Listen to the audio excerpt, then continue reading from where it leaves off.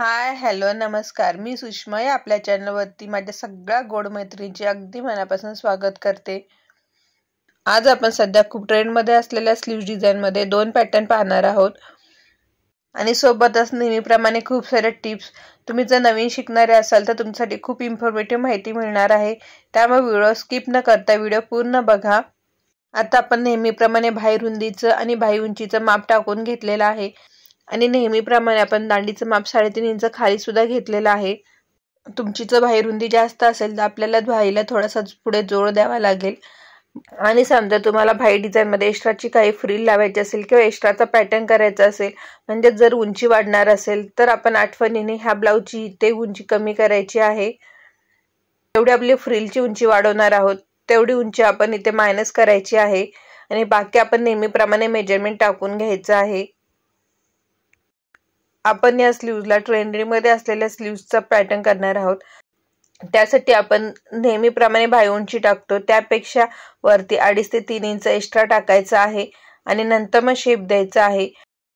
बाकी आपण नेहमीचे स्लीव्स कटिंग करतो सेम त्याच पद्धतीने आपण हे कटिंग करायचं आहे.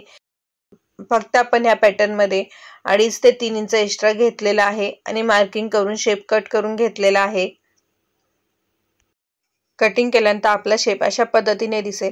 आपण वरती 2.5 इंच एक्स्ट्रा घेतल्यामुळे आपला शेप थोडासा असा वेगळा दिसतो.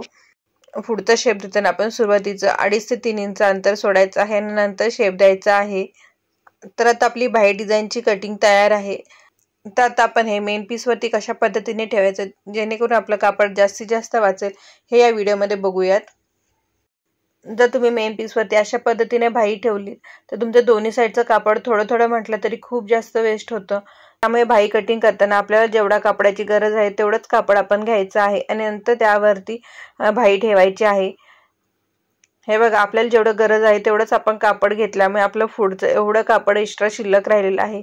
त्या कापडामध्ये आपण नंतर काही एक्स्ट्राचं वेगळं बनवू शकतो. आपण अशा पद्धतीने कटिंग केल्यामुळे आपल्याला एक्स्ट्राचं कापड सुद्धा मिळालं आणि आपल्याला एक्स्ट्राची बॉर्डर सुद्धा मिळाली. त्यामुळे तुमच्याकडे जर बाहीचं माप छोटं असेल आणि ब्लाऊज पीस मोठा असेल तर बाही अशा पद्धतीने कटिंग करा. हा पॅटर्न कशा पद्धतीने स्टिच करायचं हे आपण दुसऱ्या पॅटर्नमध्ये बघूयात.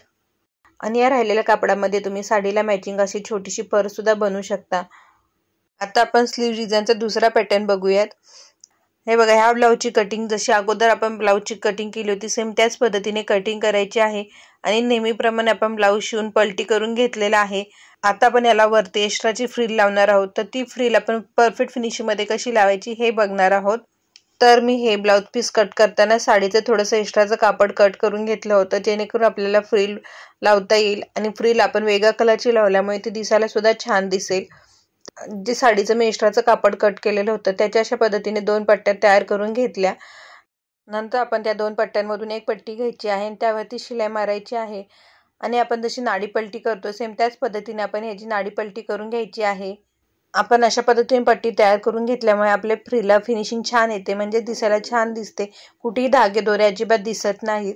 मी माझ्या प्रत्येक व्हिडिओमध्ये असंच काही ना काही नवीन देण्याचा नक्कीच प्रयत्न करत असते आणि तुम्हाला एक गोष्ट लक्षात आली असेलच की मी व्हिडिओमध्ये विनाकारण काही बडबड करत नाही. जेवढं आपलं गरजेचं आहे तेवढ्याच गोष्टी मी तुम्हाला सांगत असते. त्यामुळे माझ्या वेळेबरोबर तुमचा वेळ सुद्धा वाचतो. तुमचा वेळ सुद्धा विनाकारण व्हिडिओ बघण्यामध्ये वाया जात नाही आणि मला जशी माझ्या वेळेची किंमत आहे तशीच मला तुमच्या वेळेची सुद्धा किंमत आहे. त्यामुळे व्हिडिओमध्ये विनाकारण बडबड न करता जेवढं मोजकं गरजेचं आहे तेवढंच मी तुम्हाला सांगत असते. व्हिडिओ मोठा होण्यासाठी मी उगाच काहीही बोलत बसत नाही आणि ज्यावेळी व्हिडिओमध्ये दाखवण्याची गरज असते, जेव्हा बोलायची गरज नसते, अशावेळी मला जे काही बोलायचं असतं त्या वेळेमध्ये मी तेवढं बोलून घेते. त्यामुळे माझ्या गोड मैत्रिणींनो, तुमच्याकडे थोडा जरी वेळ शिल्लक राहत असेल तर तुम्ही अशा काहीतरी स्टिचिंगचं काम करा जेणेकरून तुम्हाला 2 पैसे भेटतील. जर तुम्हाला परफेक्ट फिनिशिंगमध्ये ब्लाऊज येत नसतील तर ते कसे शिवायचे हे मी तुम्हाला दाखवत तर आहेच. तरी सुद्धा तुमच्याकडे जर ब्लाऊज शिवण्यासाठी कस्टमर येत नसतील तर तुम्ही ब्लाऊज व्यतिरिक्त सुद्धा बाकीच्या गोष्टी बनवू शकता. तर बाकीच्या गोष्टी काय बनवायच्या, त्या कशा बनवायच्या हे सुद्धा मी तुम्हाला दाखवलेलं आहे. तुम्हाला थोडंफार जर स्टिचिंग काम येत असेल तर तुम्ही नुसतं बसून न राहता वेगवेगळ्या वस्तू बनवू शकता.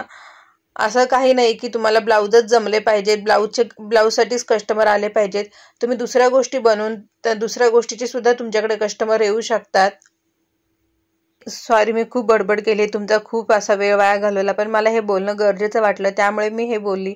आपण जी पलटी करून तयार करून घेतली होती त्या पट्टीवरती आपण अशा पद्धतीने थोड्याशा लांब लांब अशा चुन्या करून घेतलेल्या आहेत. पण ते चुन्या करताना आपण सुरुवातीचे 2 इंच आणि नंतरचे 2 इंच असं अंतर सोडलेलं आहे. आपण फक्त मधल्या भागातच चुन्या केलेल्या आहेत. नंतर पण चुन्या केलेल्या आहेत त्या ब्लाऊजवरती ठेवून बघायच्या आहेत की आपण चुन्या केल्या त्या बरोबर आहेत का, आपल्याला कमी पडतात की आपल्याला अजून करावे लागतात.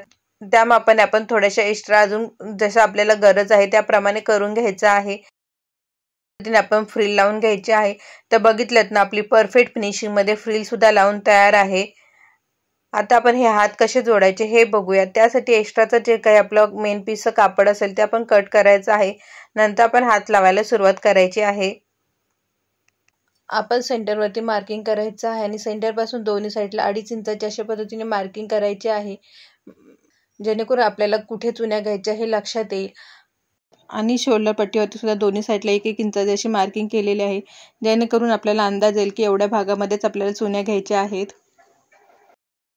नेहमीप्रमाणे हात आपण जोडून घ्यायचा आहे. फक्त आपण मधल्या गॅपमध्येच 3 ते 4 अशा छोट्या छोट्या चुन्या घ्यायच्या आहेत. तुम्ही जर छोट्या चुन्या घेतल्यात तर 4 चुन्या होतील आणि तुम्ही जर मोठ्या चुन्या घेतल्या तर 3च चुन्या होतील. फक्त मधल्या गॅपमध्ये आपण चुन्या घ्यायच्या आहेत. तर हे बघा आपली चुन्या घेऊन तयार आहेत. तर हे बघा आपली स्लीव्स जोडून तयार आहे. तर चुन्या घेतल्यानंतर हे आपल्या अशा पद्धतीने दिसेल. तर बघा परफेक्ट फिनिशिंगमध्ये आपली फ्रिल स्लीव्स तयार आहे.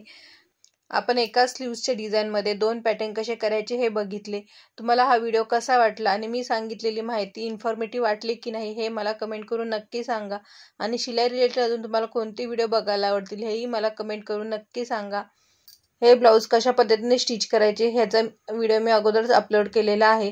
तुम्ही जर ते व्हिडिओ बघितले नसेल तर ते व्हिडिओ तुम्ही नक्की बघा. नक्कीच तुम्हाला थोडीफार तरी इन्फॉर्मेटिव्ह माहिती मिळेल. व्हिडिओ पूर्ण बघितल्याबद्दल धन्यवाद. पुन्हा भेटू अशा छानशा व्हिडिओमध्ये. तोपर्यंत बाय आणि टेक केअर.